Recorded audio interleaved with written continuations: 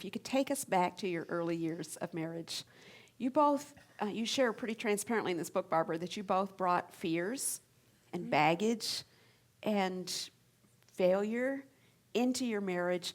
How did that impact you when it comes to this whole thing of physical intimacy? Well, I don't think our experience is that unusual, sadly, from the experience of so many today, because I think all of us come into marriage damaged. Even if we weren't personally damaged or hurt in a relationship, a dating relationship or family relationship, we are all impacted by the damage of sin. So we all come with that. We all come with shame. But we also, most of us, come with some kind of baggage, some kind of damage from past dating relationships or family relationships, or just really, really wrong perspectives about what this is all about. And we were that way too. And so I think the early years of our marriage, so much of it was just understanding what we were each bringing to the relationship and how we were both so different, how we both approached it differently. And I had issues of trust, not being able to trust him. I did trust him, but it was not what it is today. And that had to grow. Trust is a capacity that grows in any marriage.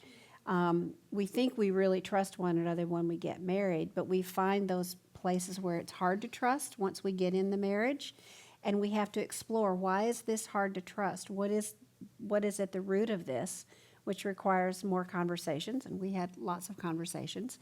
And you have to figure out, what is it that is making trust a challenge for me or for him, and then how can we cover that? How can we heal that area so that then trust is allowed to grow, so we trust one another more than we did when we started.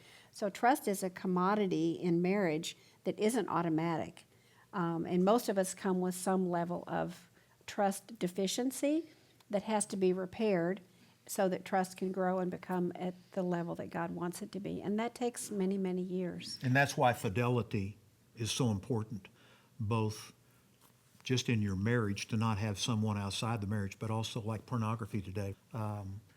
Emotional infidelity breaks down that trust and makes oneness more challenging. And every marriage is either moving toward oneness or it's moving toward isolation.